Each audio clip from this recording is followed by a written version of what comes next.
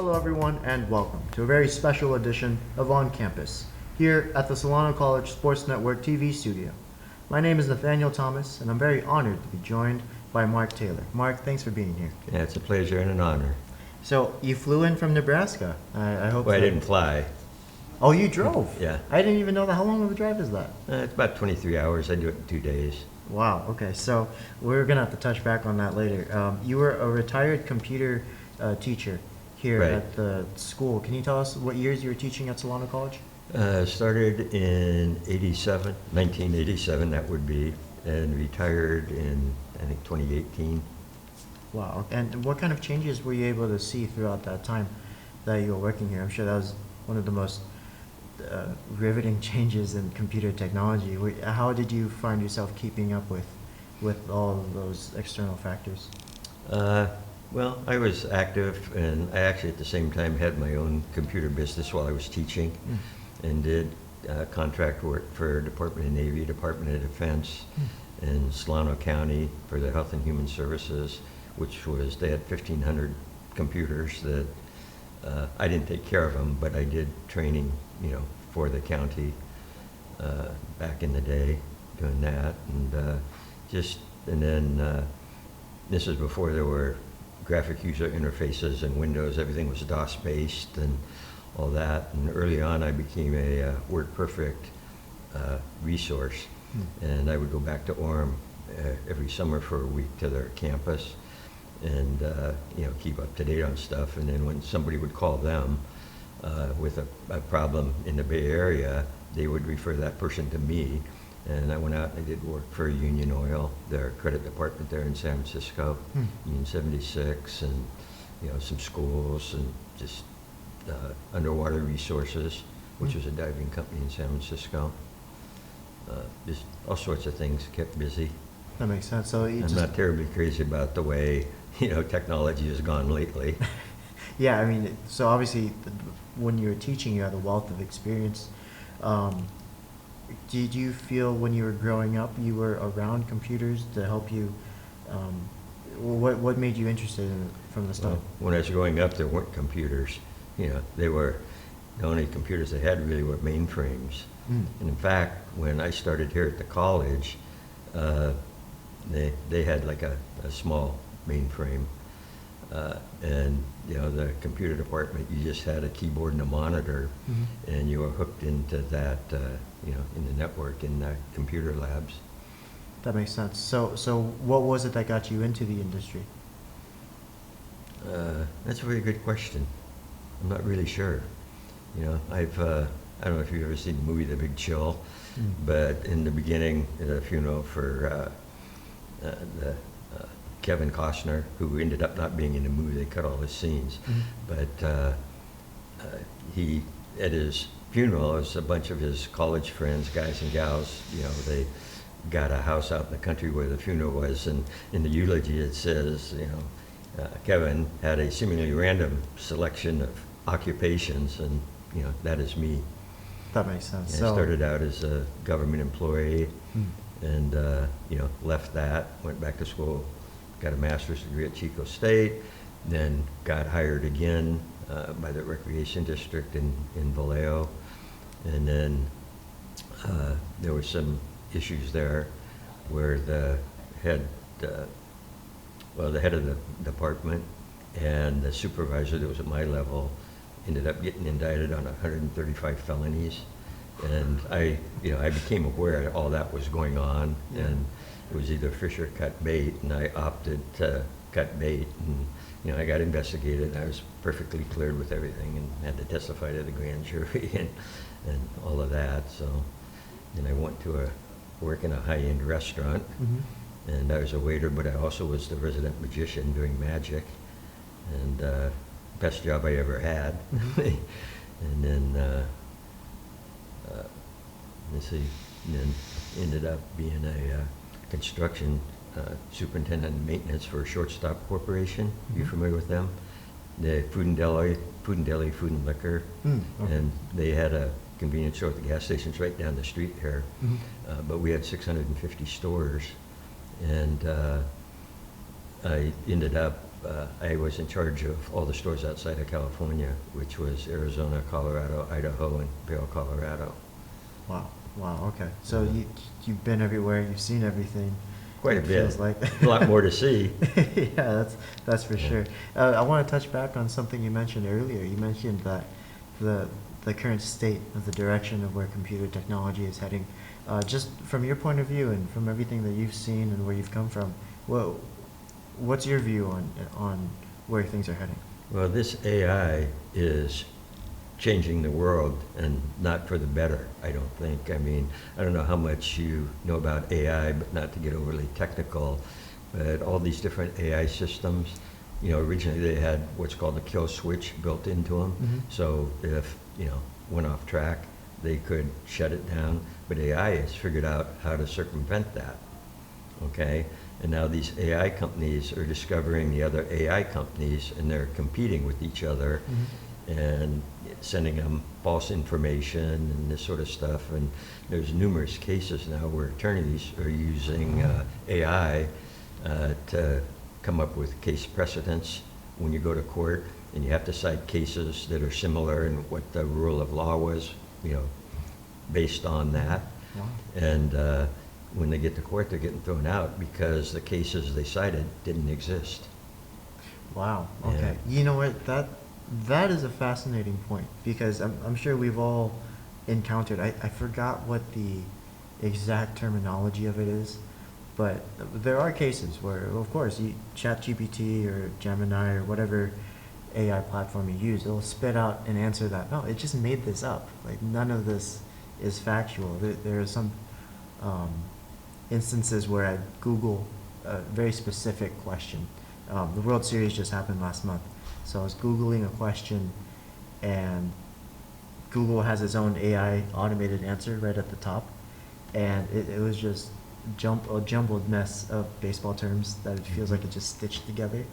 But to hear that it's having real world implications, that professionals are relying on AI and it's leading them astray, that is a little scary, because I did read about AI companies that are using AI to assist doctors with making diagnoses. Mhm. And even though obviously a computer can look over hundreds and thousands of cases in milliseconds and string together symptoms and make a diagnosis, it is scary. What if there's a false diagnosis? And what if there's an over-reliance on that down the road? So do you feel like, I mean, you mentioned that you had a farm in Nebraska, and you did a Well, lot of I farm work. didn't have a farm, but my mother and father were both born and raised back there, Mm. and we still have farms in the family, In the family, today, yeah. that date back to the Civil War. Wow. Okay. 75 years ago, or Right. thereabouts, Right. 150. So, And, so growing up on that farm, I'm sure you did a lot of work. I'm just wondering, well, well, what I didn't kind grow of- up on a farm. I was Oh. born out here. Oh, you were And born out then here, okay. From the time I was in third grade to junior in high school, Gotcha. my parents would take August off. We'd go back there and live on the family farms, drive the tractors, milk the cows, make yes, ice cream yes. in the wooden churns, and feed the pigs. And, it was just a whole different world. Right, of course, of course. Sorry, not to misphrase that, but yeah, you did mention that you would go back to care for it. I was just wondering, how would you compare just that feeling of physical work with your hands versus the kind of work, like we said, where AI kind of just spits out these answers? I mean, there's kind of a loss of a reward, when you can work with something with your hands versus. I've always done things, built things and that, because it's like instant gratification. Yeah, yeah. And like I own a commercial building now that I live in. It's a old dairy. It was built in 1911, all Mhm. concrete, and the whole thing. And I built some really nice 10-foot tall gates to go across the front of the door. So I have a roll-up door that's in front of those. And every time I drive by and I have the roll-up door, I look at that and say, yeah. So just that sort of stuff. Yeah, that makes, yeah, then that's exactly what I mean. And It's that satisfaction. stuff like this, I went back to my archives of photographs, and this, we can talk about that later. Oh yeah, I mean, well, we can talk about it now. I mean, You want to? you build things. And one of the things you've built, and one of the biggest highlights, I think, is that you conceived of the idea of this entire program. And you also did the first baseball broadcast with Hoff's son, Zach. Yeah. And so tell us a little bit about that. Well, that and wasn't the piece first of one. The history. first one we did was football. It was football. Yeah, okay. we did football in the football stadium, Mhm. and this was, there was no internet connection Mhm. out to the football field, and so we would record the game on the little cassettes, Mhm. but one cassette wouldn't last the whole game, so we had to, swap out the cassettes at halftime, and then after the game, I'd go down to my, computer lab at home and put it all together in one, and then bring it back up to Greg, and then, that's kind of when the whole, sports broadcasting thing kind of got started. Just started out with football, and then we went to the basketball, and eventually added baseball, and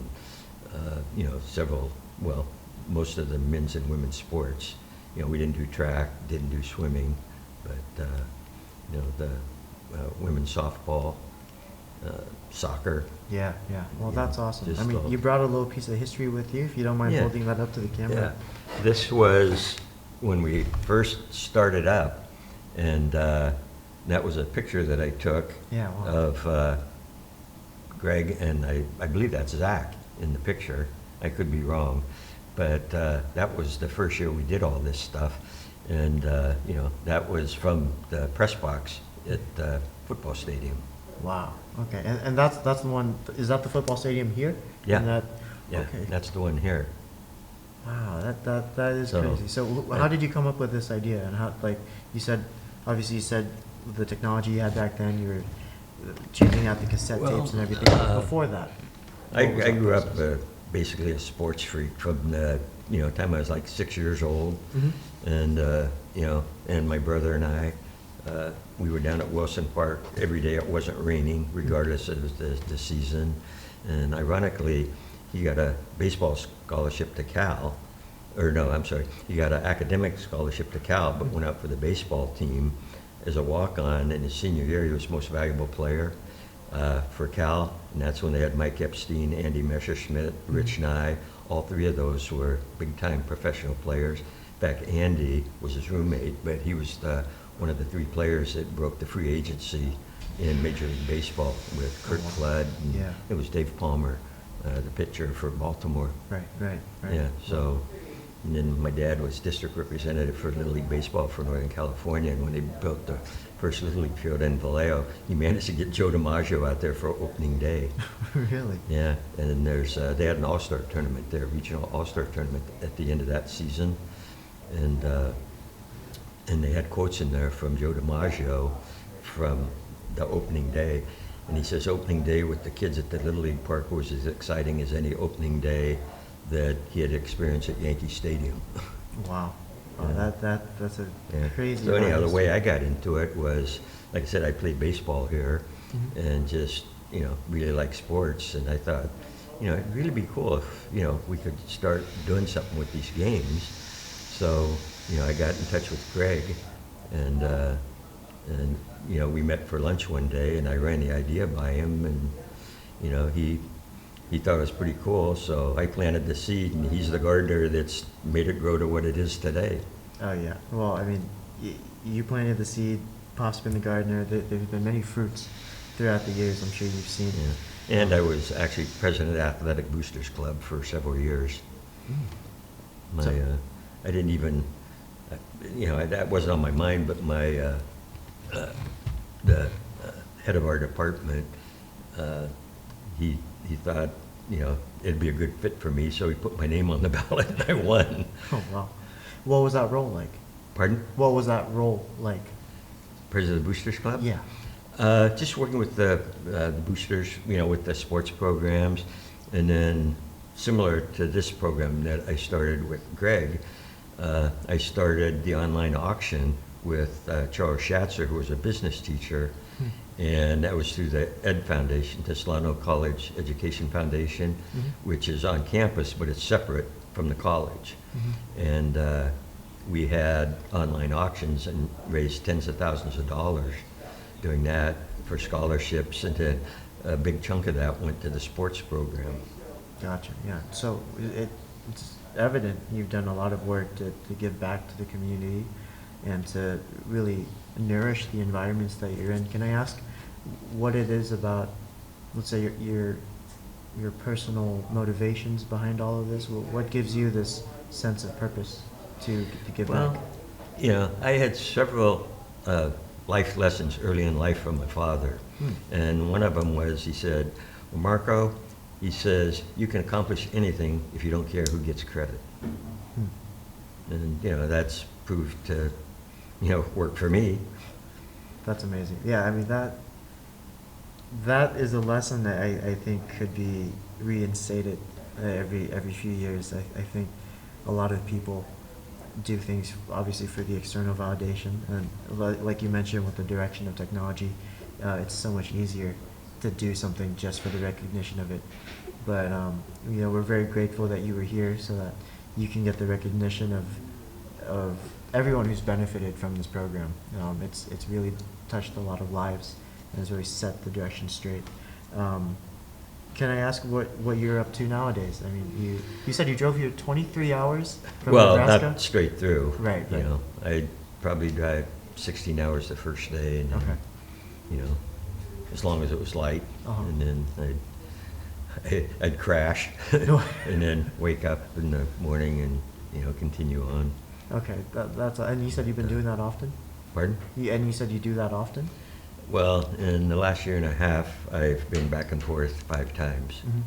So, you know, 5 round trips. Gotcha. And so Nebraska is where you're retiring now, or semi-retiring? Yeah. Well, I have rental property and a commercial building in Vallejo that, you know, I've been selling them off, trying to do it in different years so I don't get whacked with capital gains. But you know, I'll probably keep one place in Vallejo because, you know, my niece and nephew are out here, and I still have a lot of friends, and I'm on the Vallejo High Alumni Day Committee that we put on the alumni meeting every year, although we haven't had it since the, you know, COVID started. Gotcha. But in fact, we would have a keynote speaker. It'd be open house at the high school, and there'd be a Corbus Field, there'd, you know, be the alumni in there, and probably the next to last one we actually had Augie Garrido as a keynote speaker. Do you know who he is? I don't. Please let me know. Yeah, Augie Garrido went to the junior college, and then he became a coach. And he started at San Francisco State and went to Cal Poly, and then went down to one of the state colleges in Southern California, won 2 NCAA Division I championships, then went to Texas and won 3 there. And like, he's, I think, the only coach, last time I checked, that actually won national titles at 2 different schools. So got him to come and, you know, talk for Alumni Day. And I have a list of other, you know, alumni that, you know, in the future you might be interested in doing. For instance, Larry Himes. He went to the junior college, played 2 years, went to USC, and ended up being, he was the general manager for the Chicago Cubs, and then went to the White Sox, or vice versa. And he's the one that talked the Giants into getting Sammy Sosa. Oh, wow. Okay. Well, that's not quite exactly it, but he's the one that got Sammy Sosa, who ended up in San Francisco, but not, you know, because of that. So, you know, it's an interesting local story that you might be interested in. Oh, yeah. I mean, well, speaking of local stories, I mean, did you hear about SCC Sabathia? Yeah. Getting his street named out in Vallejo? Yeah. And we, you know, have had frequent conversations with him about being a keynote speaker, but you know, it would almost have to be unannounced, because if he showed up, you'd have, you know, people that had no involvement with the high school or that, and, you know, it's alumni day basically for alumni and the students. So yeah, he's quite a guy. Yeah, perfect. Well, I mean, as are you, Mark. You're obviously a a treasure trove of stories, and you really do a great job of nourishing all the environments that you're around. We thank you so much for being here. It was an honor. Yeah, I mean, it's been great chatting with you. My name is Nathaniel Thomas, and that's going to finish this edition of On Campus.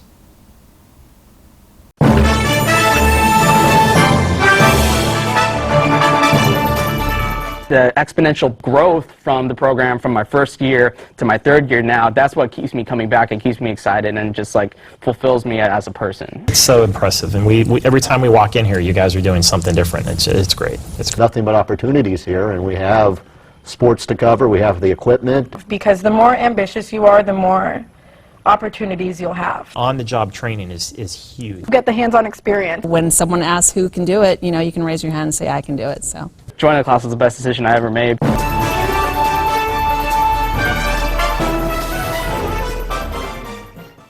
Stand by, we're going to go to cut one. And cut one. Cross court to Audrey Jones. Audrey for three! It is good! With 1.3 seconds left on the game clock, Audrey Jones with one of the biggest shots ever. the sky's the limit, really, with what we can do here.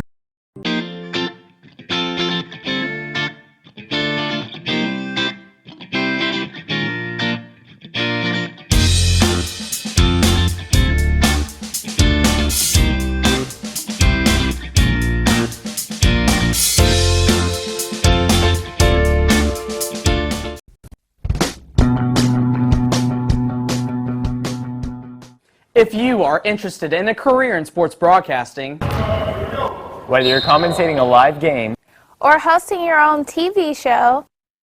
For more information, contact Greg Poff. That's me at solano.edu.